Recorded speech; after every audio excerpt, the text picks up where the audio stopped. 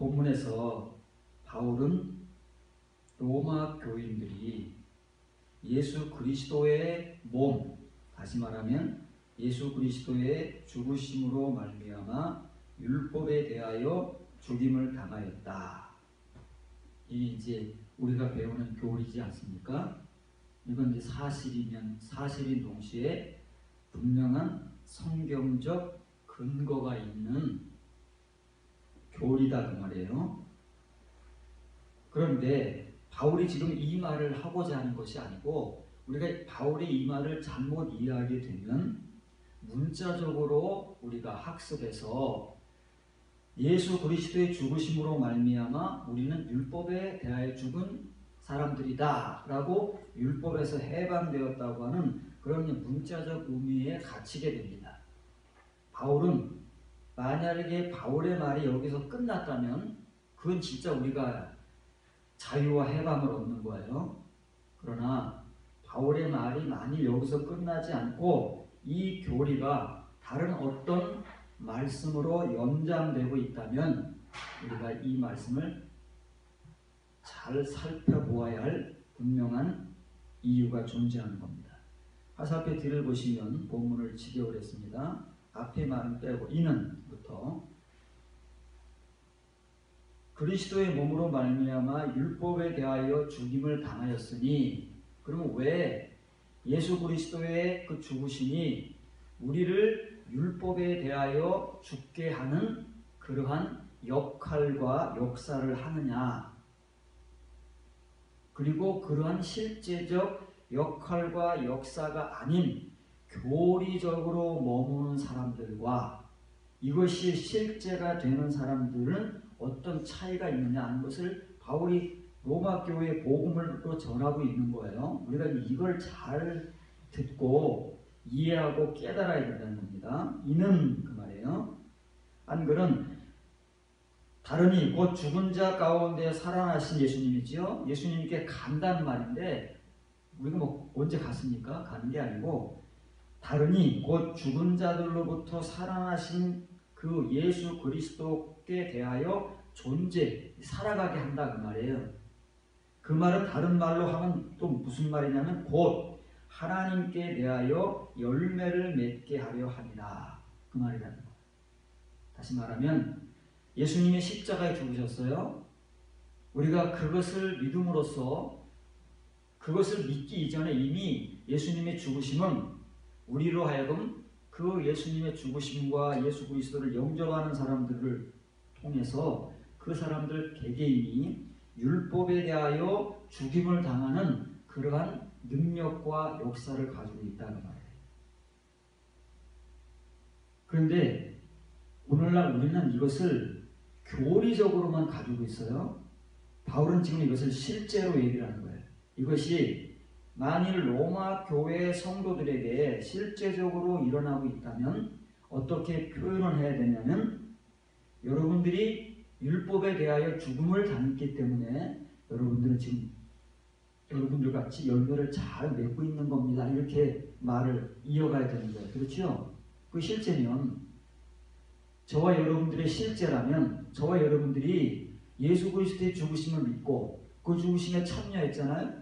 그렇게 배워서 믿고 있잖아요. 그렇다면 바울의 말과 같이 우리는 이제 예수 그리스도를 향해서 존재하는 성도가 된 거지 않습니까? 우리가 가르치고 배운 바에 의하면. 그렇다면 그 율법에 대하여 죽은 것, 또 예수 그리스도께서 우리를 위해서 십자가에 죽으신 그 결과는 우리가 열매를 잘 맺고 있는 것이어야 된다 그 말이에요. 이게 성경적으로 논리적 설명이 되는 거예요.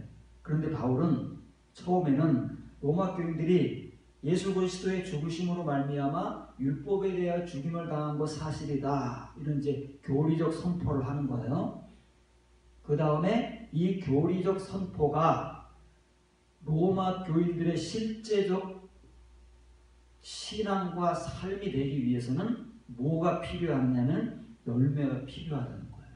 그런데 지금 현재 바울이 로마 교회에 편지를 쓸 때에는 복음을 전할 때에는 로마 교인들에게 불행하게도 열매가 없어요.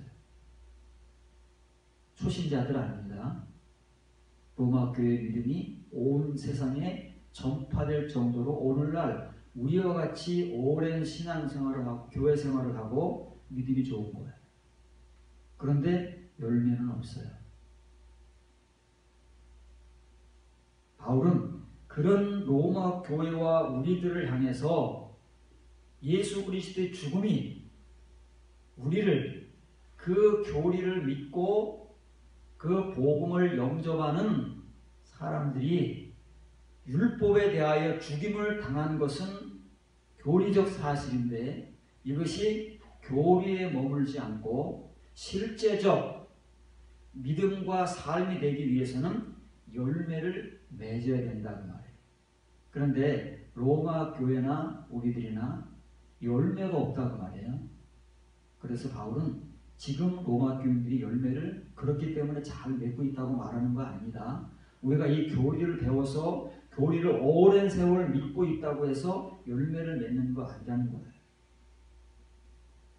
이렇게 예수님의 죽으심이 우리를 율법에서 죽임을 당하게 역사하는 그 영적 효과, 실제는 무엇을 통해서 증명이 되고 교리를 넘어 실제와 현실이 되느냐면 앞으로 열매를 맺는 거예요.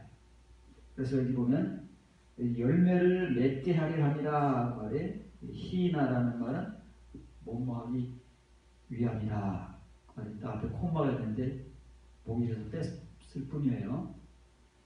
이 열매를 맺는다는 말이 단어가 좀 길죠. 길면 읽기도 좀 어려운 거예요. 카르포 포레소멘.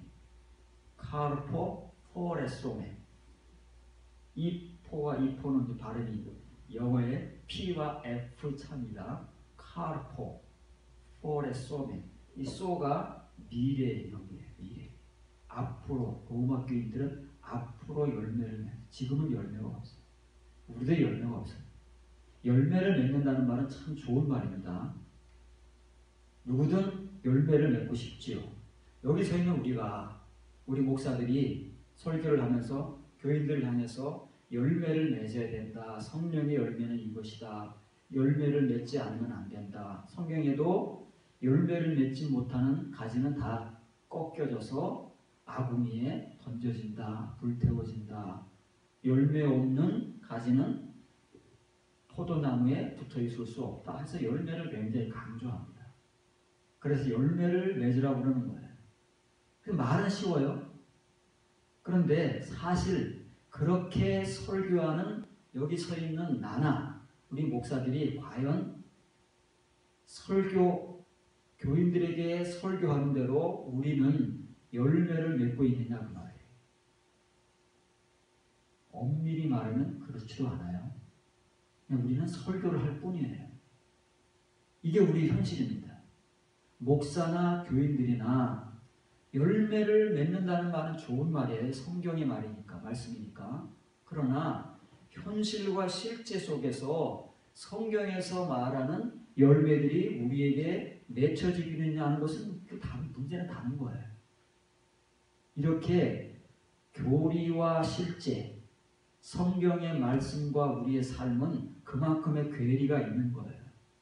그만큼의 건널 수 없는 틈이 있는 거예요.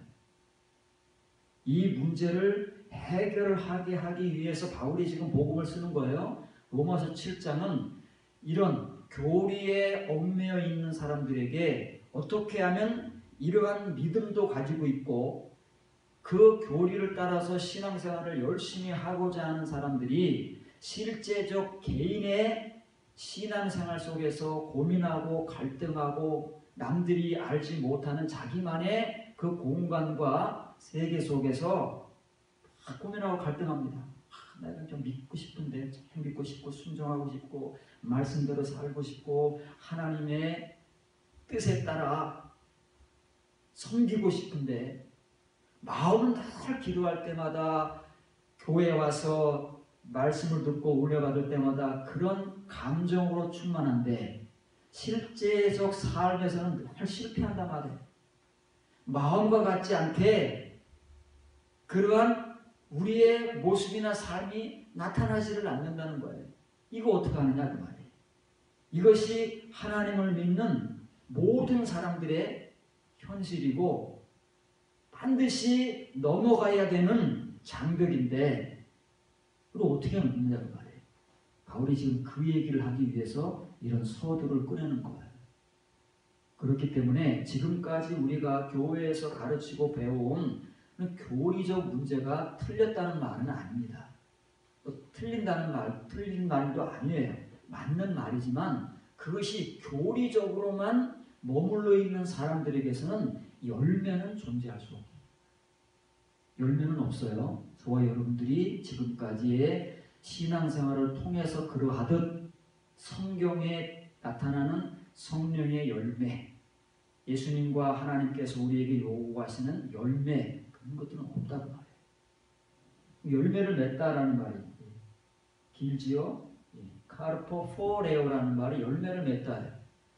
근데 원래는 열매를 맺다 그러면 카르포스, 이 카르포스가 명사형이거든요. 여기 이제 동사형이 있어야 돼. 카르포. 그러면 이게 열매를 맺다인데 이게 동사형이 없어요.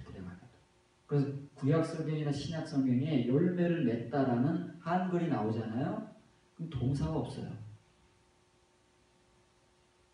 그럼 열매를 맺다를 도대체 어떤 말로 구약 성경과 신약 성경에 쓰고 있느냐면 구약 성경에 만들어라, 아싸라는 동사와 열매, 빼라는 명사, 신약 성경에서는 포이에오, 행하라, 만들어라, 그리고 카르포스, 이게 두 단어를 같이 쓰지 동사형이 없다는 말이에요.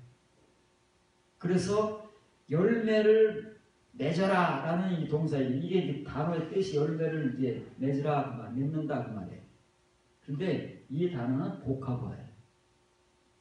무엇의 복합어냐면 카르포스라는 명사, 열매라는 명사와 포레오라, 있다 그 말이에요.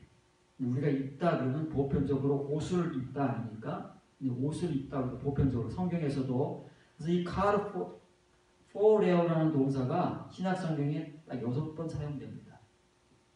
그런데 5번은 진짜 옷을 입는데, 오늘 다음에 한번 여러분들에게 소개되는 본문, 그리고 예수님이 자주색 옷을 입었다는 그 십자가에 죽으시기 전에 그 본문, 그리고 야고보가 아름다운 옷을 입었다고 하는 그 본문, 이게 5번은 신약 성경에서 옷을 입는다는 표현으로 나오고, 한 번 오늘 여러분들에게 소개해 주겠지만 그 경우에 쓰이고 있어요. 그러면 이거는 이제 어떤 의미냐면 뒤에 가서 설명해 보겠지만 열매를 맺는다는 게 도대체 뭐냐 그 말이에요. 이렇게 바울이 사용하는 이 카르포포레오라는 열매를 맺다, 이것도 신약 성경에 8번 딱 사용되는 거예요. 이 단어만. 많은 열매를 맺어라, 열매를 맺어야 한다, 이런 말은 아까 여러분들이 소개해 준 대로 포이에오 카르포스, 그런 단어를 많이 쓰고 바울이 사용하는 이 단어는 8번 사용되는 거예요. 그러면 로마 교인들은 예수 그리스도의 죽으심으로 말미암아 율법에서 해방된 것은 사실이에요. 왜냐하면 예수님의 십자가의 죽으심의 능력과 역사가 그걸 가지고 있어요. 그런데 그것은 우리가 지금까지 배워서 믿고 있는데 로마 교인들이나 우리나 그것을 교리적으로만 배워서 알고 있다 그 말이에요. 이것이 실제적으로 로마 교인들과 우리의 삶 속에서 정말 능력으로 나타나기 위해서는 앞으로 우리 역시도 열매를 맺어야 돼. 이 열매를 맺게 하기 위해서 예수님이 죽으신 거예요. 그런데 우리가 그 사실에 대한 교리만 가지고 있으면 우리에게 평생 열매를 얻는 거예요. 열매는 오늘날 우리 주위에 교회도 많고 교인들도 얼마나 많습니까? 대한민국에 거의 이제 1000만에서 이제 줄어서 이제 800하고 5, 60만이라고 하는데, 그렇게 많은 교인들이 있어요. 과연 그 교인들 가운데 바울이 복음을 전하는 대로 우리가 그런 이 교리는 교회에서 오랜 세월 학습되었기 때문에 정말 그건 강하잖아요. 그런데 그 많은 사람들 중에서 더 범위를 축소하면 저와 여러분들 중에서 과연 열매를 맺고 있는 사람은 얼마나 되느냐. 이거는 우리 현실이기 때문에 심각한 문제예요. 교리적인 문제는 우리가 앉아서 아멘할 수 있어요. 은혜 받고. 그러나 실제적인 문제는 다르잖아요. 이게 어떻게 할 거냐 그 말이지. 바울이 말하는 이 말이 무엇이고, 설교를 하면서 우리 목사들이 열매를 맺으라고 여러분들에게 설교하는데 도대체 열매를 어떻게 맺느냐 그 말이에요. 열매는 성경에 나와요. 성령의 열매 8가지는 이것이다. 또 열매를 맺어야 된다. 그런 말은 성경에 많이 있는데 도대체 열매를 맺고 싶어요. 그렇죠? 저도 열매를 맺고 싶고 여러분도 열매를 맺고 싶지요. 언제 어떻게 열매를 맺느냐 그 말이에요. 그 때와 방법에 대해서 우리가 모르기 때문에 설교를 못해요. 말씀 순종해라, 기도 많이 해라. 그거는 성경에서 우리에게 가르치지 않는 우리가 말하는 우리의 말이다 그 말이에요. 바울은 왜 로마 교인들에게 이런 복음을 전하면서 왜 열매를 앞으로 맺게 하기 위해서 예수님께서 죽으심을 당한 것이지 그것을 교리적으로만 아멘하라고 십자가에 죽으신 것이 아니다. 라는 복음을 전하면서 이제 자기 자신의 신뢰를 우리에게 보여주지 않습니까? 우리는 이제 그런 경험이 꼭 필요한 거예요. 마태복음 11장 7절 8절입니다. 저희가 떠나매 예수께서는 무리에게 요한에 대하여 말씀하시되 세례 요한입니다. 너희가 무엇을 보려고 나갔더냐? 바람에 흔들리는 갈대냐? 그러면 너희가 무엇을 보려고 나갔더냐? 부드러운 좋은 옷 입은 사람이냐? 좋은 옷을 입은 사람들은 왕국이 있느냐? 그 당시에는 이제 부자, 권력 있는 사람들이 이제 자주색, 고급 옷감을 가지고 옷을 지어 입었으니까 왕궁에 가면 많다고 말이에요. 지금 어디 가면 많아요? 강남 명품 백화점에 가면 많아요. 큰 교회에 가도 많아요. 주일날. 이렇게 우리는 옷이라고 하는 것, 그것을 눈에 보이는 옷, 그것으로만 알고 있기 때문에 자꾸 우리는 치장하고 가꾸려고 해요. 좋은 옷을 입고 또 사람들에게 좋게 보이기 위해서 피부 관리도 잘하고 그거 좋은 거잖아요. 그거 나쁜 거겠습니까? 그런데 너무 거기에만 치중하고 우리의 영적 모습을 가꾸는 데는 10분의 100분의 1도 투자를 안 한다. 거기에 문제가 있는 거예요. 영적 옷은 없어요. 열매의 옷은 없다고 말이에요. 우리가 입는 옷은 많아요. 그래서 여러분들 불편하지 않습니까? 계절이 바뀔 때마다 옷장에는 옷은 많이 걸려 있는데 입을 게 없다고 그러잖아요. 왜 없겠습니까? 마음에 드는 게 없다고 그래요. 절진하고 그래가지고 새 옷을 입고 싶다고 말이죠. 그런 관심과 애정만큼 우리의 영적 모습의 옷을 입는 그 열매의 옷은 정말 우리가 얼마나 관심을 갖고 있느냐. 너무 무관심하고. 이게 오늘 우리들의 모습이거든요. 예수님께서는 그렇게 말씀하신 거예요. 도대체 너희들이 여기 왜 나왔느냐 말이에요. 좋은 옷 입은 사람, 멋있는 사람, 그런 외모 구경을 하러 나왔느냐. 그런 사람은 딴 데 가서 찾아라 그 말이에요. 여러분들이 여기 나온 것은 하나님의 말씀을 들으려고 나온 것이 아니냐. 그 말씀을 듣고 말씀의 옷을 입으려고 해야지 여러분들의 눈의 만족을 위해서 눈에 좋은 것을 찾기 위해서 모여봐야 그 모임은 아무 소용이 없다. 여기 이제 여러분도 프린트했지만 그게 이제 forever라는 옷을 입다 그 말이에요. 그렇죠? 입다라는 말이 forever라는 말로 사용된 말이에요. 그러면 이제 5가지는 이렇게 옷을 입다로 forever라는 동사가 사용됐다 그러잖아요. 하나, 예외적인 거. 그 한글을 읽으면 그게 forever인지 전혀 표가 안 나는. 저도 한글 성경 읽으면서 어디 있지? 있다는 표현이 없는데 어디 있을까? 하고 원문을 찾아와 봐서 비로소 이제 확인이 되는 거예요. 한글 성경은 그렇게 안 써 있으니까. 로마서 13장 4절에 보면 그는 이게 이제 세상의 이제 권세자들이에요. 왕을 비롯한 권세자들. 하나님의 사역자가 되어 내게 선을 베푸는 자니라. 그러나 내가 악을 행하거든 두려워하라. 그가 고면히 칼을 가지지 아니하였으니. 칼을 가진다. 이 가진다는 말이 forever라는 말이에요. 옛날에는 칼을 들고 다니지 않았잖아요. 어떻게 했어요? 허리에 차고 다녔어요. 그렇죠? 이 장검도 아니고 중검, 단검. 여기 사용되는 말은 이제 단검이라는 단어인데, 또 장검이라는 말도 사용되기도 하는데, 그 당시에 이 칼을 차고 다닐 때는 중검을 차고 다녔습니다. 허리에 칼을 차는 거예요. 왜냐하면 칼을 들고 다니는 게 아니니까. 그래서 바울이 말하는 이 뜻은 정확하게 말하는 열매를 주렁주렁 달다. 열매가 몇 가지가 있어요?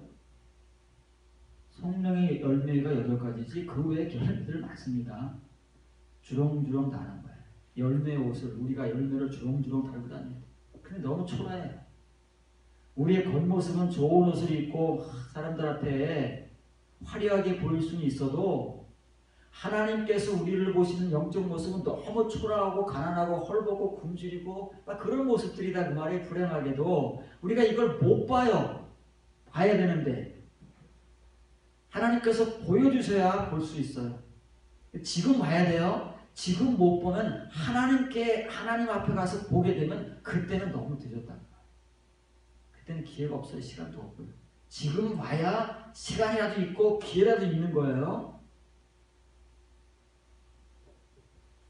로마서 7장 5절 6절입니다. 이제 다음 주에 설교할 본문인데 여러분들에게 이제 잠깐 소개만 해주는 거예요. 여러분들에게 소개할 내용이 있기 때문에 우리가 육신에 있을 때에는 율법으로 말미암는 죄들의 정욕이 우리 지체 중에 역사하여 우리로 사망을 위하여 열매를 맺게 하였다. 여기도 이제 카르포 포레오지 열매를 주렁주렁 맺게 했어요. 근데 우리는 이런 열매는 굉장히 많아요. 이상하게.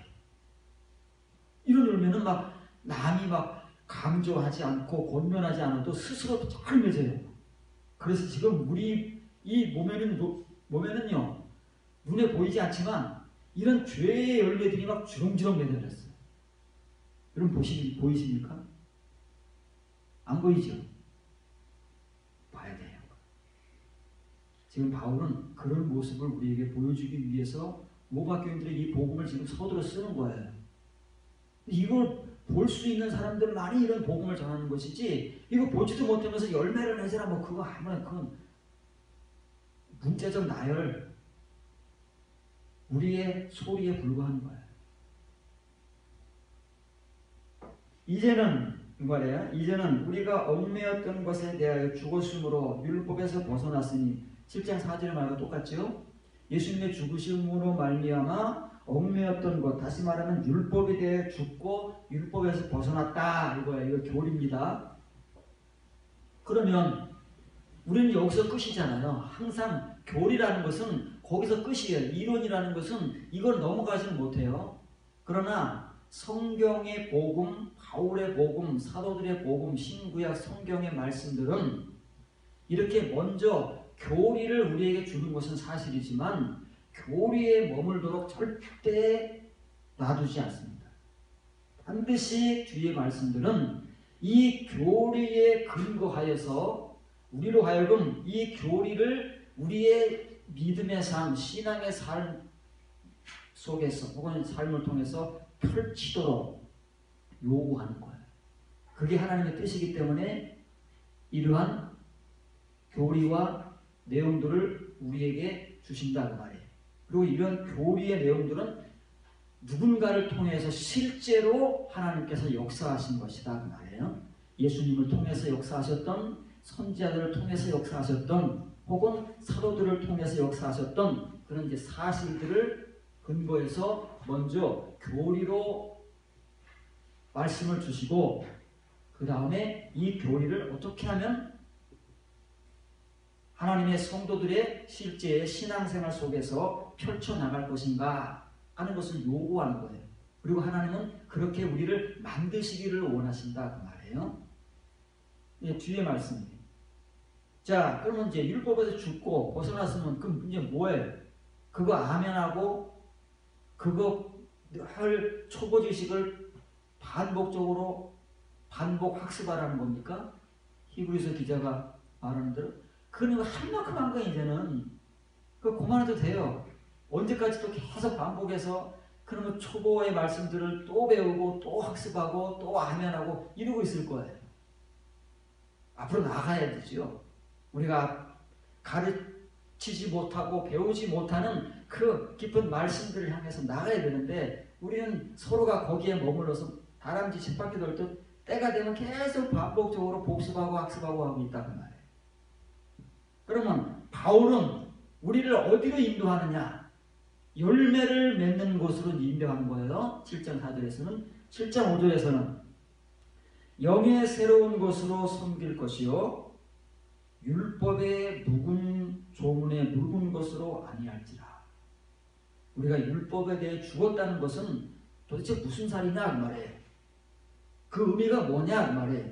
문자적으로 구약시대에 유대인들이 믿던 그런 율법에서 해방되었다는 말이냐?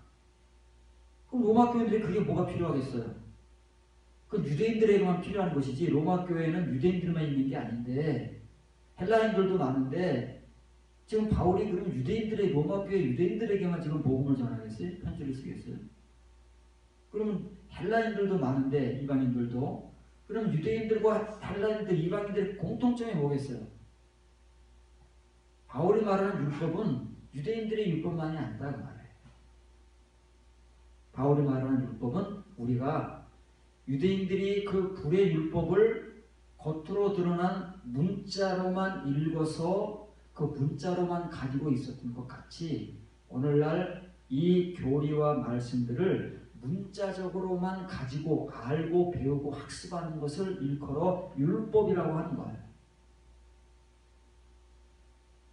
그리고 거기서 벗어나기 위해서는 영의 새로운 것으로 이제는 하나님을 섬겨야 돼요. 예수님을 섬겨야 돼요. 그럼 영과 율법이 뭐냐? 영과 문자가 뭐냐? 여기 보세요. 여기 영이라는 말이 푸뉴마라는 말입니다. 신약 성경에는 이 푸뉴마라는 영이라는 말이 쓰일 때가 있고 성령, 푸뉴마 하기오스라는 말이 성령으로 쓰일 때가 있어요. 그런데 한글 성경은 그걸 구분하지 않고 다 성령으로 거의 해버린 거예요. 그러니까 영이에요. 영. 영은 뭐냐면 예수님께서 요한복음 6장 66절에서 63절에서 제자들에게 전해주신 모든 레마의 말씀들이 영과 생명이라고 말씀하셨잖아요. 성경의 말씀, 예수님의 말씀이에요. 그러면 영은 신약 성경에 나오는 영, 그러면 그 영은 뭐냐면 그거 뭐 신비적이고 애매모호하 그런 게 아니에요. 분명한 하나님의 말씀, 그리스도의 말씀인데 어떤 말씀이냐면 타레마타다. 타레마타. 레마의 말씀들이다. 흘러나오는 말씀들 속에서 예수 그리스도 안에 담고 오신 그 속의 말씀들을 제자들에게 흘려서 내보내주시는 그 말씀들이 영 그리고 생명이에요. 영과 생명은 동의합니다. 그러면 바울이 말하는 율법 조문이라고 그러는데 그거는 한글적 표현이 그런 말은 없어요. 율법 조문이라는 말이 그라마라는 말이에요. 그라마. 영어의 그래머 그러면 문법이에요. 문법. 그러니까 문자를 배우는 거란 말이에요. 문자의 조합이나 형식을 배우는 것이 그라마예요. 그라마는 말 그대로 글자예요. 이거는 호로고스예요. 호로고스. 예수 그리스도께서 호로고스로 오셨어요. 하나님의 말씀이에요. 말씀이 육신이 되었다. 호로고스예요. 그런데 그 말씀으로 오신 그분이 제자들에게 전해주신 말씀은 또 무엇이냐면 타레마타예요. 한글 성경으로는 이게 구분이 안 돼요. 다 말씀이니까. 그래서 우리의 눈으로 보이는 그 예수 그리스도의 모습은 홀로고스예요. 겉의 모습. 표면이다 그 말이에요. 표면. 그런데 예수 그리스도께서 그 안에 담고 오신 그 속의 말씀은 뭐냐면 우리 눈에 보이지 않는 속에 담겨져 있는 말씀은 타레마다다. 예수님께서는 홀로고스로 오신 거 사실이에요. 그러나 제자들에게 전하신 말씀은 타레마다다. 이 둘이 하나가 돼야 돼. 겉의 예수님과 속의 예수님. 겉의 그리스도와 속의 그리스도가 하나가 되어야 되는데 우리는 겉의 것밖에는 몰라요. 말씀으로 오신 예수님이다 그러는데 그 예수님이 어떤 예수님인지 모르는 거예요. 그냥 말씀으로 오셨다는 그 말밖에는 몰라요. 그렇기 때문에 바울이 말하는 이 영과 문자를 이해를 못하는 거예요. 구약의 유대인들이 이렇게 믿다가 다 멸망당한 거예요. 하나님의 율법은 그게 우리가 말하는 대로 이렇게 타락한 율법이 아니었어요. 잘못된 율법이 아니었다 그 말이에요. 원래 이게 온전한 율법, 생명의 율법으로 바울을 통해서 주신 건데 이 유대인들은 그 생명의 율법, 온전한 율법, 불의 율법을 이 문자적 율법, 겉으로 드러난 표면의 율법으로만 가지고 있었기 때문에 멸망하는 거예요. 그건 행할 수가 없어요. 아무리 행하려고 노력해도 온전할 수가 없잖아요. 그러다가 자기들 마음대로 살다가 죽는 거예요. 유대인들만 그런 게 아니다 그 말이에요. 오늘날 하나님을 믿는 예수 그리스도를 믿는 로마 교인들이나 우리들이나 모든 교회의 사람들이 동일하다 그 말이에요. 이 문제를 해결하지 않으면 율법이 무엇인가를 우리가 깨닫고 율법에 대하여 예수 그리스도의 죽으심 때문에 죽임을 당한 것은 사실이에요. 교리다 그 말이에요. 그럼 그것이 우리에게 실제가 되기 위해서는 율법이 뭔지를 알아야죠. 그리고 그 율법에 대해서 이제 교리적이 아니라 실제적으로 죽어야 된다는 말이에요. 바울은 지금 로마서 7장에서 그걸 교리가 아닌 실제를 소개하고 가르치기 위해서 지금 이런 서론을 꺼내는 거예요. 서두를.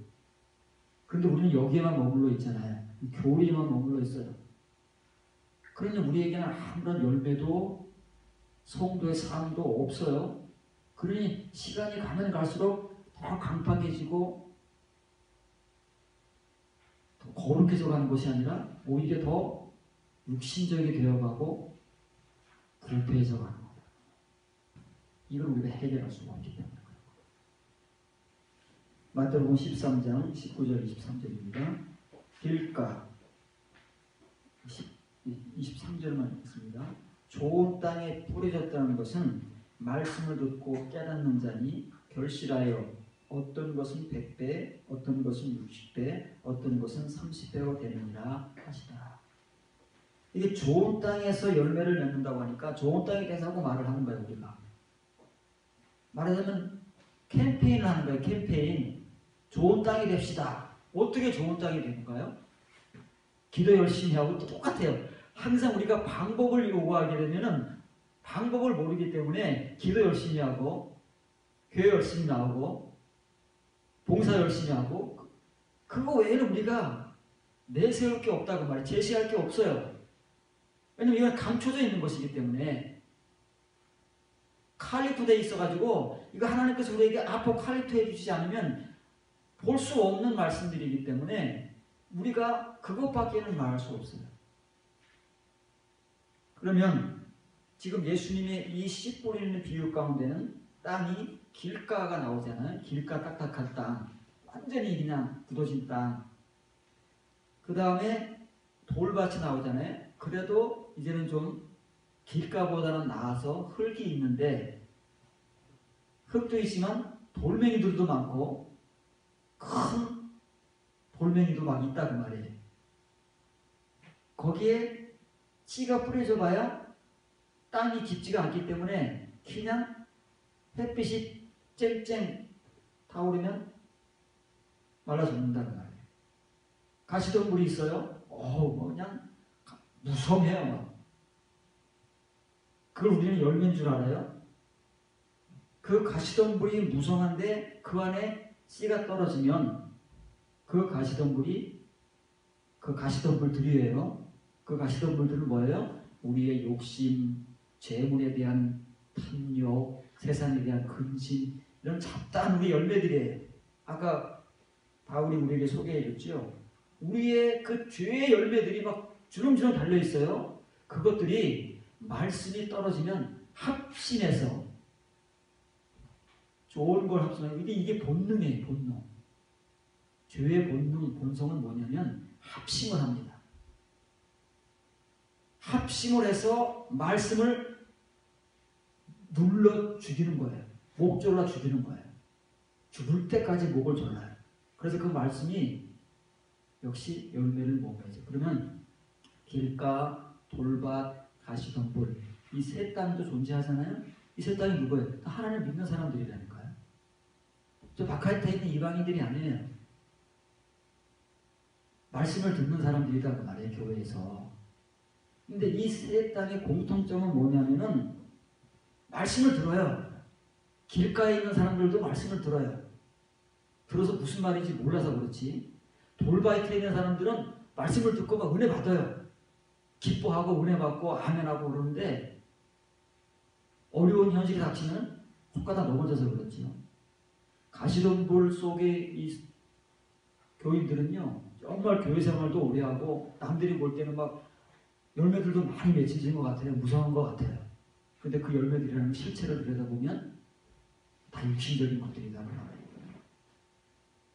그래서 이 사람들은 막 말씀도 다 듣고 막 말씀도 깨닫는 것 같고 막 그래요. 그런데 사실은 말씀들이 그 사람들에게 떨어지면 그 사람들의 육신적 그 욕망들이 합심을 해가지고 말씀을 목졸라 죽인다. 그래서 또 하나의 공통점은 뭐예요? 말씀들은 다 듣고 정도의 차이는 있지만 말씀들은 다 듣고 은혜를 받고 신앙생활을 열심히 하는데 열매가 없어요. 열매는 쉬운 거 아닙니다. 우리가 열매를 강조한다고 해서 여러분들이 열매를 맺는 것도 아니고 우리가 열매를 맺고 싶다 갈망한다고 해서 열매를 맺는 게 아니에요. 마음으로만 바울이 고백하는 것처럼 마음으로만 그렇게 간절한 것이고 마음으로만 그렇게 욕망하는 것뿐이에요. 갈급한 것뿐이지 현실 속에서는 이루어지지 않는 일이라는 말이에요. 그러면 언제 어떤 땅이 어떻게 해서 열매를 맺느냐, 이 스님이 비유예요. 비유의 말씀 우리가 봐도 모르는 거예요. 좋은 땅만 열매를 맺습니다. 좋은 땅. 그럼 도대체 이 좋은 땅이 뭐고 언제 우리가 좋은 땅이 되며 그 좋은 땅은 말씀을 어떻게 하는, 말씀이 떨어질 때 어떻게 하는 땅이 좋은 땅이냐, 이거에 대해서는 잘 모르잖아요. 그렇죠? 좋은 땅만 아는 거예요. 성경에 써있는 말만 아는 것이지 그 좋은 땅의 의미 그리고 그 땅이 우리를 상징하는데 언제 우리가 좋은 땅이 되는 것이며 어떻게 그러면 좋은 땅에 대해서 열매를 맺냐, 그거에 대해서는 다 감춰져 있기 때문에 우리가 읽을 수가 없어요. 문자는 잘 읽어서 좋은 땅에 대한 말은 많이 하고 좋은 땅이 30배, 60배, 100배 열매를 맺는다고 하지만 그러면 여기서 있는 우리가 목사들은 좋은 땅이냐 그 말이에요. 아까 말씀드렸지만 열매도 못 맺고 있는 게 무슨 좋은 땅이겠어요. 피차 다 똑같은데 그럼 좋은 땅에 뿌린다는 것은 그 말씀을 뿌리는 거 아닙니까? 땅은 말씀을 받는 우리들이에요. 그러면 하나님을 믿고 예수님을 믿는 사람들에게 말씀을 뿌린다는 것은 좋은 땅이에요. 좋은 땅에 말씀을 뿌린다는 것은 이 사람 좋은 땅입니다. 이 사람은 말씀을 듣고 깨닫는데 여러분들 말씀 듣고 못 깨닫습니까? 성경 읽으면서 은혜 안 받습니까? 그런 거 아닙니다. 이 구약 성경에 이런 표현들이 많이 나와요. 이제 이거를 이제 구체적으로 다룰 기회가 있을 거예요. 제가 성경을 묵상하다 설교를 이렇게 아우트라인을 잡다 보니까 어제 제가 이제 이 말씀을 구약성경에서 보았는데, 듣고 깨닫는다는 것은요, 우리가 생각하는, 물론 이제 이 표면의 말씀을 듣고 깨닫는 것도 있어요. 그걸 얘기하는 거 아닙니다. 그러면 가시덤불이 있는 사람들은 이런 거 넘쳐나요. 교회 생활을 오래 했기 때문에 뭐 말씀 들어서 모르는 말씀들, 뭐 성경 읽으면서 은혜 받고 뭐 우리가 얼마나 많이 했습니까? 눈물 흘리기도 하고 기도하기도 하고. 그런데 그렇게 사라지지가 않잖아요. 말씀을 듣고 깨닫는다는 것은 그렇게 산다는 거예요. 머리로 한다는 게 아니에요. 우리가 성경에서 듣고 깨닫는 것은 머리로 하는 거예요. 우리의 마음으로 하는 거예요. 그렇게 하는 거예요, 우리는. 그러나 성경에서 듣고 깨닫는다는 것은 그렇게 하는 게 아니에요. 그렇게 사는 거예요. 왜냐하면 삶이 열매이기 때문에. 열매는 삶입니다. 그렇기 때문에 성경에서 그렇게 살라고 강조하는 것이지 율법의 행위를 요구하는 게 아니에요. 열매는 삶이에요. 우리가 맺은 열매를 그대로 우리의 삶으로 드러내는 것이 열매예요. 그러니까 우리가 죄의 열매를 육신의 정욕과 탐욕, 세상의 근심, 물질에 대한 그런 갈급함, 이런 열매들이 주렁주렁 맺혀 있으면 우리의 삶 속에서 뭐가 드러나요? 그런 것들이 장난하게 드러난다니까. 증거예요, 증거. 속일 수가 없어요.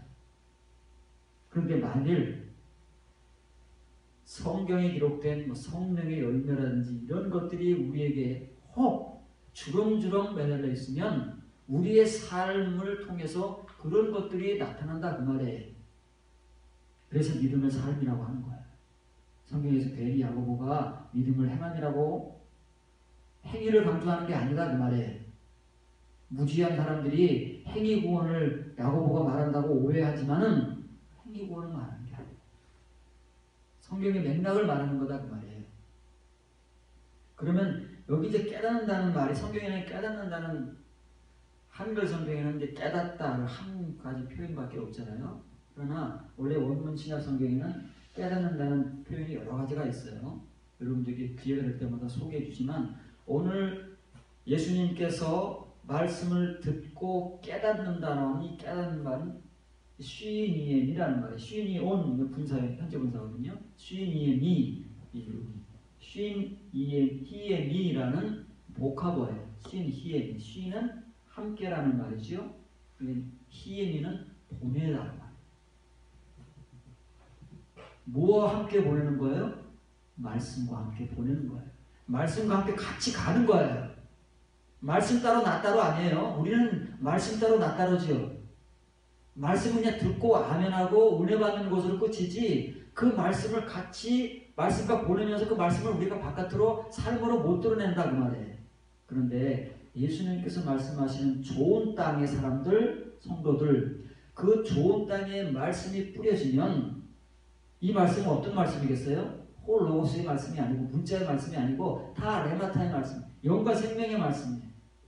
그 말씀이 뿌려지면 그 사람들은 그 말씀과 함께 보내는 거예요. 함께 사는 거예요. 말 그대로. 이게 성경의 깨달음이고, 그래야 성경의 신구약 성경에서 그렇게 우리에게 행함을 강조합니다. 율법을 강조하는 게 아니고. 그러나 바울이 말하는 것처럼 로마 교인들이나 우리나 예수 그리스도의 죽으심으로 말미암아 우리가 율법에 대하여 죽임을 당하고 율법에서 벗어난 것은 교리적 사실이잖아요. 그런데 그것이 우리에게 실제가 되기 위해서는 바울이 열거하는 이러한 현실적 믿음의 열매의 사람들이 우리에게 앞으로 나타나야 된다는 말이에요. 앞으로. 지금은 없어요. 누구에게나 막론하고. 로마 교인들에게도 없고 지금 여러분들에게도 없고 오늘날 교인들에게 없는 말을 지금 바울이 하는 거예요. 없을 수밖에 없는 이유를 지금 곁들여서 하는 거예요. 이렇게 우리가 신구약 성경의 맥락을 쭉 따라가면 우리의 이 실체, 우리가 얼마나 하나님 앞에서 부패하고 타락한 육신적 존재인가를 보게 되는데 그것이 쉬운다. 이런 과정을 거치지 않으면 어느 누구도 나를 볼 수 없어요. 여러분 자신들을 볼 수가 없어요. 바울이 불을 확 뜨게 되니까 자기의 그 실체가 얼마나 그 죄의 열매들로 주렁주렁한지를 보게 되잖아요. 이거는 쉬운 일이에요. 하나님 다 꼬꾸라져가지고 박살나지 않으면 그런 경험은 우리가 할 수가 없어요. 지금 바울이 그걸 우리에게 가르쳐주려고 그러는 거예요. 다윗과 같이 그 실제적 경험을 한 그 바울이 우리에게 그것을 가르치기 위해서 지금 로마 교인들에게 이런 서두를 복음으로 전하는 건데 이걸 알아듣지를 못하잖아요. 우리가 지금까지 못 알아들었던 마가복음 4장 28절입니다. 땅이 스스로 열매를 맺되 땅이 뭐라고요? 네, 땅은 표면적으로는 우리의 눈에 보이는 땅, 밭 그거지만 예수님의 비유에 의하면 땅은 뭐라고요? 우리. 땅은 스스로 열매를 맺되 처음에는 싹이요, 다음에는 이삭이요, 그 다음에는 이삭의 충신한 곡식이라. 이게 뭐예요? 이것도 비유다고 말해요. 땅이 적용하면 아무런 문제가 안 돼. 이건 뭐 자연스러운 자연현상이니까. 그렇죠? 이거 뭐 땅이 표면으로 우리 눈에 보이는 땅, 밭, 논 여기에 적용하면 아무런 문제가 없어요. 씨 뿌리고 뭐 심으면 처음엔 싹이 나고 그 다음에 이삭이 맺히고 그 다음에 그 이삭 안에 알갱이가 맺히는 건 너무 당연한 거잖아요. 그런데 이것을 우리에게 적용하게 되면 문제가 달라지는 거예요. 우리가 예수 그리스도를 믿고 영접하면 처음에 뭐가 나와요? 싹이 나옵니다. 그렇죠? 그 다음에 뭐가 생겨요? 이삭, 알곡을 두르고 있는 그 껍데기잖아요. 예수님의 비유 가운데 나오는 쭉정이 알곡이 없는 껍질, 그걸 이삭이라고 하는 거예요. 아브라함의 아들 이삭이 아니고. 그런데 예수님께서 어떤 비유를 드세요? 이제 예수님께서 오시게 되면 무엇을 구분한대요? 양과 염소를 구분하는 거예요. 교회 안에서. 또 뭘 구분해요? 알곡과 쭉정이를 구분하는 거예요. 알곡과 쭉정이는 뭐예요? 그 이삭 안에 정말 알맹이가 있는 사람과 이삭, 그 껍데기만 가지고 있는 사람을 구분한대요. 그러면 지금 이 예수님 말씀 이삭에 머물러 있는 사람들도 많다는 거예요. 씨 뿌리는 비유 가운데 가시덤불에만 정체되어 있는 사람들이 너무나 많다는 거예요. 그 속에 알곡을 갖는다는 건 그 쉬운 게 아닙니다. 그 좋은 땅이에요. 좋은 땅만이 알곡을 맺고 열매를 맺는 거예요. 그 말씀이에요. 지금 이 말씀이. 이 예수님의 말씀들을 우리는 너무 그냥 쉽게 마치 이해하고 아는 것 같이 다 얘기들을 하고 있어요. 우리가 사실은 모르는데. 그래서 여러분들이 제대로 배워야 할 것들을 배우지 못하고 여러분들이 가야 할 그 길을 제대로 가지 못하고 이렇게 성경에서 이렇게 좋은 복음의 내용들, 말씀의 내용들이 우리에게 없는 거예요. 그 세계는 우리 세계가 아니에요. 우리 세계는 어떤 세계예요? 가시덤불의 세계라는 말이에요. 기껏해야 주렁주렁 뭐를 맺히고 있는데 그거를 자세하게 하나님의 눈으로 보면 육신의 욕망과 안목의 정욕과 육신의 정욕과 이생의 자랑이다. 전부 그런 것들이에요.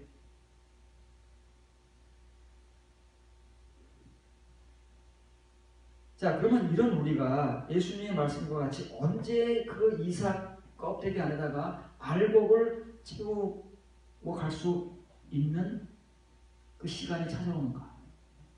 바울이 정말 여러분들은 그리스도의 죽으심으로 말미암아 율법에서 죽임을 당하고 그 율법에서 벗어난 존재들인데 그러면 열매를 맺어야 하고 이제는 영으로 섬겨야 되지 문자의 말씀을 가지고 섬겨서는 안 되는데 언제 그것이 우리에게 찾아오느냐.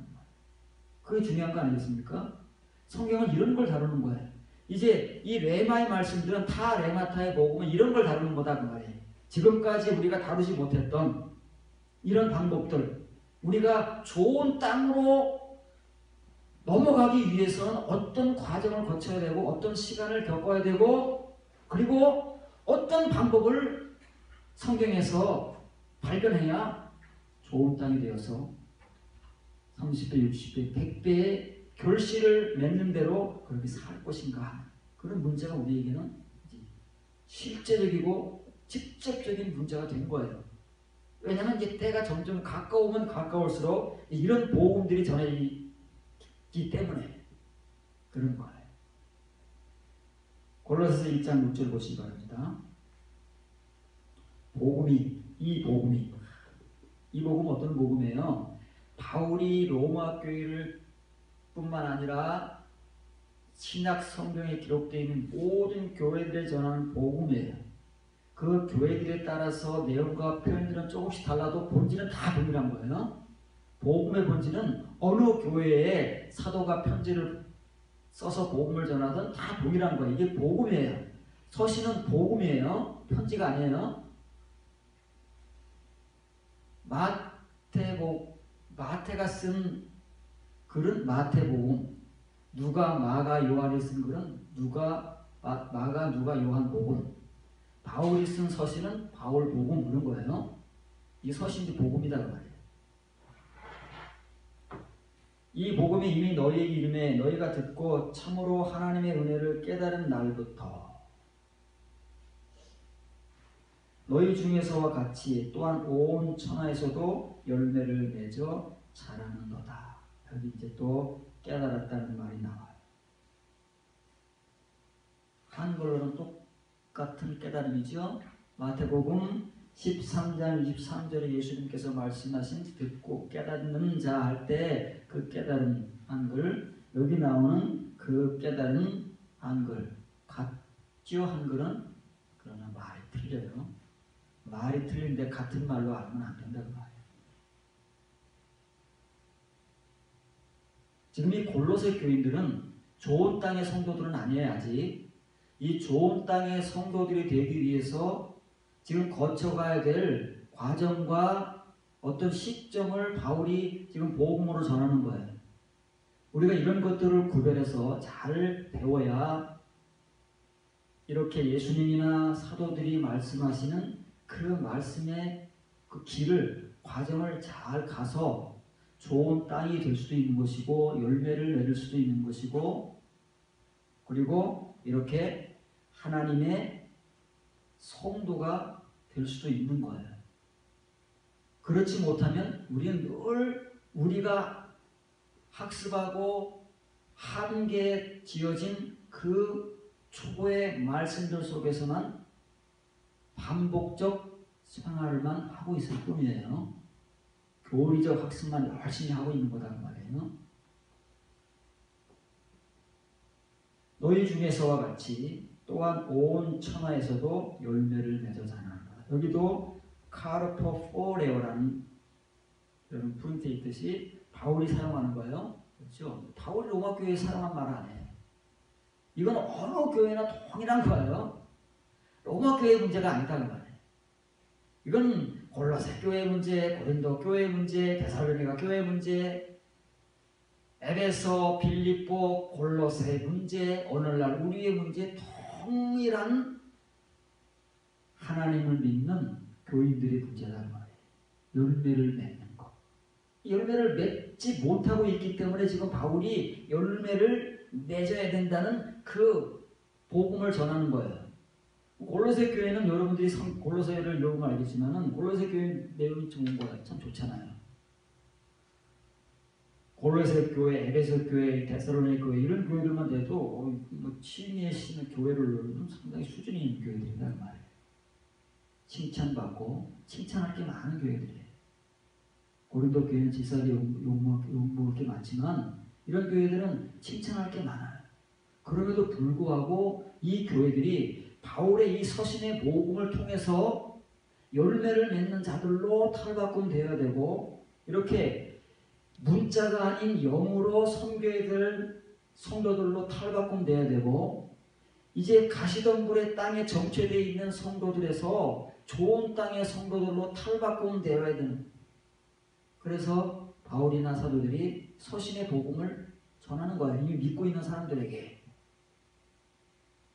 초기의 복음, 주 예수를 믿으라 그리하면 너와 내 집이 구원을 얻으리라 하는 그 복음을 받고 교회가 세워지고 그 교회 안에서 신앙생활들을 잘하고 있는 그 교인들에게 이 서신의 복음을 그래서 전하는 거라고 말해요. 자, 그러면 이제 이 말씀을 설명하겠습니다. 화살표 들어보세요. 너희가 진리 가운데서 하나님의 은혜를 듣고, 은혜를 깨닫는 거 아닙니다. 은혜를 듣고 말이에요. 한글 성경에는 그 말이 없죠. 그냥 하나님의 은혜를 깨달은 날부터 가로 나가지만 예수님의 말씀과 같이 항상 이 과정을 거쳐야 되는 거예요. 듣는 과정이 없으면 그 다음으로 나갈 수가 없어요. 예수님 뭐라고 말씀하셨어요? 좋은 땅의 사람은 말씀을 듣고 깨닫는 것이지 그냥 깨닫는 그런 건 없어요. 그런데 듣는 건 누구도 한대요? 돌밭의 사람들도 듣고 가시덤불의 사람들도 듣는 데잖아요. 듣는 거 똑같아요. 근데 문제는 뭐예요? 이 깨달음이 없다는 거예요. 깨달음이 뭐라고요? 열매의 삶이 없다는 거라고. 그러면 지금 골로새에서는 그런 말을 하는 게 아니에요. 예수님이 하신 말씀을 하는 게 아니다 그 말이에요. 왜냐면 지금 골로새 교인들에게는 지금 그게 당장 그것으로 들이닥칠 문제가 아니고, 지금 골로새 교인들이 처한 그 현실에서 어떻게 하면 이 열매를 맺을 수 있는 그 길로 나가야 되는데, 그럼 금방 나갈 수가 없는 거거든요. 이거는 하루아침에. 그러기 위해서는 어떤 과정과 우리가 겪어야 될 시간이 반드시 필요한 거예요. 그걸 지금 바울이 말하려고 하는 것이지, 예수님과 같이 이렇게 단도직입적으로 딱딱 이거 한꺼번에 땅에 대해서 그냥 결론을 내리는 게 아니다 그 말이에요. 듣고 정확하게 안 그날부터, 이 시점이 필요한 거예요. 이 시점이 여러분들에게 먼저 찾아와야 돼요. 깨닫는 것은 그거는 이제 열매를 맺는 것이기 때문에 그건 앞으로 한참 언제인지 몰라요. 그런데 이것은 사람의 정도의 차이는 좀 있지만은 이것은 시간이 빨리 찾아올 수 있어요. 언제? 이 레마타의 말씀들을 잘 들으면 이 말씀들은 이 시점은 빨리 찾아올 수도 있어요. 보세요. 여기 보면은 여기 이제 날의 날, 그날부터의 그날이 언제겠어요? 그 시간이라고 말이에요. 그 시점이 이제 존재해요. 모든 교인들에게는 지금 바울이 전하는 이 복음의 열매를 깨달아야 되는데, 그 열매를 깨닫는 열매를 맺어야 되는데, 그 열매를 맺는 자리로 나아가기 위해서는 어떤 그 시점이 필요하다는 말이에요. 근데 이 시점은 예수님은 영접하고 믿고 지금 그런 시점이 아니에요. 칭의의 신앙생활 하는 시점이 아니다 그 말이에요. 지금 골로새 교인들은 그런 신앙생활들을 잘하고 있잖아요. 우리같이 잘하고 있는데, 이 사람들에게서 이 시점이 필요하다고 말해요. 지금 현 시점에서 이런 시점이 반드시 필요해요. 왜냐면 하나님의 열매를 맺을 수 있는 그러한 신앙생활은 여기서부터 비로소 출발이기 때문에, 지금의 신앙생활이 출발이 아니에요. 만약에 바울이 말하는 이거를 알지 못하면 이런 우리의 교회 생활은 언제까지고 반복돼요. 그리고 칭의의 신앙생활만 열매만 계속 쌓는 거예요. 그게 우리 자랑이잖아요. 10년, 20년, 30년, 40년. 그리고 우리가 내놓을 수 있는 건 우리의 직분. 나는 목사요. 나는 장로요. 이런 거밖에 없어요. 왜냐면 우리가 아는 그게 그림이에요. 자, 그러면 여기 여러분 부르게 여기 쪼가서 뺐습니다. 듣고 말이에요. 에쿠사테 들었잖아요. 이 골로새 교인들도 예수님의 씨 뿌리는 비유에서 나왔듯 길가의 사람들도 있을 것이고 돌밭의 사람들도 있을 것이고 가시덤불의 사람들도 많아요. 거의 대부분이에요. 열심히 말씀을 들어온 거예요. 지금까지 말씀을 들었어요. 그런데 말씀을 듣는다고 다가 아니다 그 말이에요. 다 이 사람들 말씀 들어요. 길가, 돌밭, 가시덤불들도 말씀을 다 들으니까 골로새 교인들도 말씀을 다 들어요. 여러분들도 말씀을 다 듣잖아요. 교회 나올 때마다 서로도 말씀. 오늘날 교회에 나온 사람들 치고 말씀을 안 듣는 사람들이 어디 있겠어요. 말씀을 듣는데 그 듣는 게 문제가 아니다 그 말이에요. 그 다음이 뭐냐 그 말이에요. 말씀을 듣고 은혜 받는 게 다가 아니에요. 자, 말씀을 듣는데 그 듣는 말씀을 어떻게 여러분들이 소화를 시켜야 되느냐면 이걸로 소화를 시켜야 돼요. 이걸로 에페그노테라고 바울이 설명하는 거예요. 신약 성경에는 이런 단어가 많이 나와요. 여러분에게 에피그노시스를 소개해 줬죠. 원래는 그노시스인데 하나님의 지식이에요. 참된 지식. 근데 우리는 그 문자적 지식은 많이 알고 있지만 감추어진 이면의 지식, 레마타의 지식은 모른다고 말해요. 그래서 이 사도들이 서신의 복음을 통해서 그 지식을 이제 각 교회들에게 전하고 증거하기를 원하는데 이 사람들이 모르잖아요. 그 지식은. 문자적 지식은 지금까지 많이 학습하고 습득해서 알고 있는데 사도들이 전하고자 하는 이 지식은 모른다고 말해요. 그래서 그 그노시스를 그 사람들이 이해할 수 있도록 최대한 그 참된 지식에 근거해서 가르치는 거예요. 그게 에피그노시스예요. 신약성경에 나오는.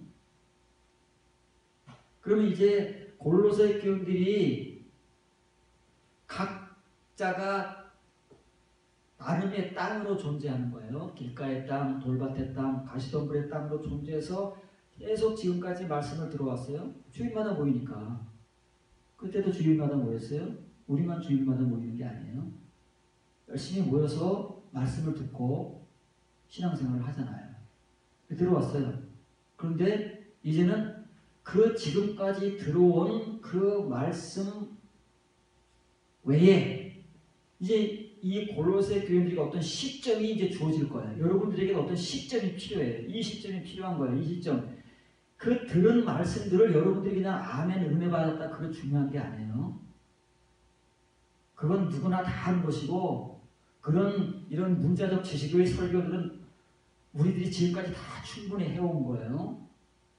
이제 우리가 무엇을 보고 읽어낼 줄 알아야 되느냐면 사도들이 전하는 복음의 내용을 읽어낼 줄 알아서 그것을 근거해서 이제 바울이 하는 것처럼 여러분들에게 지금까지 문자적 말씀들, 로고스의 말씀들, 표면의 말씀들을 열심히 듣고 은혜 받고 칭의의 신앙생활들을 오래 해온 여러분들에게 이 작업이 필요한 거예요. 에피기노스코 동사는 그래요. 에피기노스코. 여러분들에게 알게 해줘야 되는데 이제 이건 선별 작업이에요. 듣는 것은 다 공동 작업이에요. 다 앉아가지고 다 듣잖아요. 그건 공동 작업이에요. 길가 사람이든 돌밭의 사람이든 가시덤불의 사람이든 듣는 것은 공통적으로 듣는 공동 작업이에요. 그런데 이제 사도들이 복음을 통해서 작업을 해야 될 게 있는데 에피기노스코를 해야 된다는 거예요. 그 말씀을 선별해야 돼요. 구별을 해야 되고 이제 이 참된 말씀을 배우기 위해서 그 말씀에 근거한 정확한 지식을 배워야 돼. 배운다고 해서 금방 아는 게 아니에요. 그래서 그 정확한 지식을 배워서 그것을 이제 드디어 알게 되는 그 시점이 있어요. 그걸 말하는 거예요. 이게 우리에게 찾아와야 되는 거예요. 그게 첫걸음이기 때문에. 열매를 맺는다는 거 아니에요? 열매를 맺기 위해서 우리가 출발선에 서는 거예요. 비로소. 그럼 그 전까지는요. 출발선에도 아직 못 온 거예요. 우리는. 골로새 교인들도 그렇고 로마 교인들도 그렇고 성경에 나오는 모든 교회들이 그렇고 오늘날 우리들이 그렇듯 이 시점도 아직 우리는 경험하지 못해서 거기에 아직 서보지를 못해서요. 열심히 들어만 온 거예요. 가르치는 대로 전하는 대로 듣고 확인하고 우리가 그것을 뭐 분별하거나 탐색하고 탐구하거나 그런 것도 일반 교인들은 잘 하지도 못하고 하지도 않잖아요. 그런데 이거는 뭐 말할 것도 없지. 이제 이런 작업이 필요하다는 말이에요. 이제 이렇게 되면 이렇게 하나님의 은혜를 통해서 바울이 전하는 복음을 통해서 로마 교인들이나 골로새 교인들이나 그 어느 교회나 우리들이나를 만문하고 이런 시점이 주어지는 사람들이 있어요. 바울은 그래서 지금 이 복음을 골로새 교회에 전하는 거예요. 골로새 교인들이 열심히 말씀을 듣고 왔는데 이제 그 들어온 말씀 그거 외에 이제 여기 이 시점이 여러분들에게 찾아오게 될 것이다. 그러면 그 시점부터 어때요? 열매가 맺어지기 시작한다. 그 시점부터. 그러니 성경은 열매를 맺어라. 성령의 열매는 이거 다 하고 끝나는 게 아니에요. 성경은 절대 그렇지 않아요. 이것뿐만 아니라 어떤 경우든 우리에게 하나님께서 뭘 요구하시면 반드시 그것을 해결하고 그렇게 될 수 있는 길을 하나님께서 우리에게 마련해 놓으셨어요. 불행하게도 우리는 그런 말씀들을 볼 수가 없어서 읽을 수가 없어서 그 길을 가지 못하고 알지 못해서 그냥 뱅뱅뱅뱅뱅뱅 돌고 있는 거예요. 시간만 쌓이고 열일만 쌓이지 이런 시점이 없어요. 그러나 바울은 로마 교회와 골로새 교회, 우리가 오늘 살펴본 말씀이 이 두 가지이기 때문에 로마 교회와 골로새 교회만 얘기하는 거예요. 다른 교회들도 마찬가지예요. 그 교회에 분명하게 얘기합니다. 십자가에 죽었다, 율법에서 해방되었다, 진리를 얻었다, 이런 것은 교리라고 말이에요. 아무리 우리가 뭐 듣고 깨달았다고 해봐야 그것은 교리인 거예요. 거기서 머물러서는 안 되고 열매를 맺는 자리로 나아가야 되는데 그 열매를 맺는다는 것은 녹록한 것이 아니다.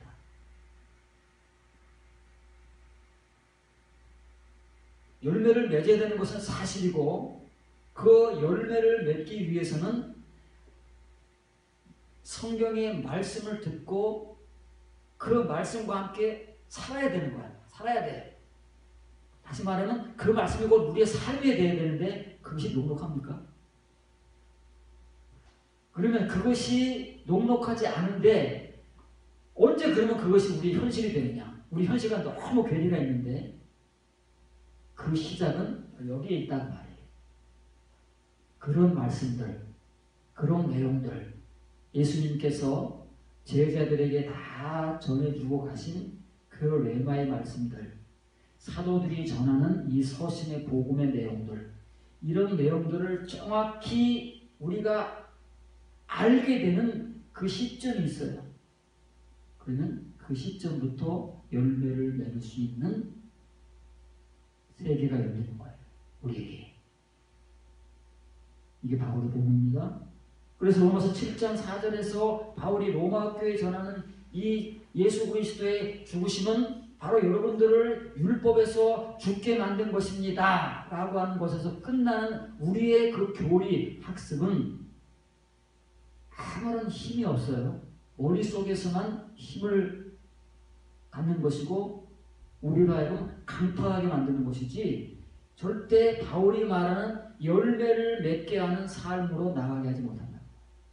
하나님의 예수 그리스도의 죽으심은 그게 목적인데 먼저는 그 교리를 우리에게 학습하고 습득하게 해서 열매를 맺는 삶으로 나가게 하는 것이 예수님이 십자가에 죽으시는 목적인데 우리는 그냥 앞에 것에서만 머무르는 가시덤불에 땅들로만 충만해서 거기서 자족하며 만족하며 살고 있는 거예요.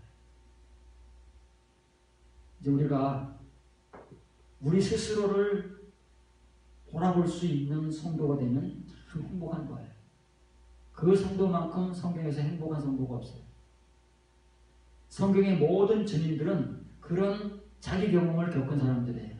다윗을 시작으로 해서 성경에 하나님께서 우리에게 소개하는 그 모든 영적 성도들은 개개인이 이런 경험들을 통해서 자기 자신의 그 처절한 그 육의 열매들의 그 더러운 모습들을 보게 되고 하나님 앞에 통곡하고 애통하고 거꾸러지고 부서지고 그래서 다시 살아나는 경험을 한 거예요. 바울은 이런 사람들의 공통된 경험을 자기 자신의 경험을 근거로 해서 로마 교회에 지금 복음을 전해주는 것이고 반드시 우리가 그 복음을 듣고 우리도 바울과 같은 경험, 다시 말하면 성경의 모든 성도들의 경험이에요. 이 경험이 우리를 진짜 살게 하고 이 하나님의 말씀들과 함께 살 수 있는 열매로 드러내서 삶으로 드러내서 그것이 하나님의 참된 교회를 이루는 하나님의 성도들로 만든다는 사실을 기억하고 우리가 먼저 이 시점을 향해서 나아갈 수 있는 여러분 시작이 되기를 주의 이름으로 축원합니다.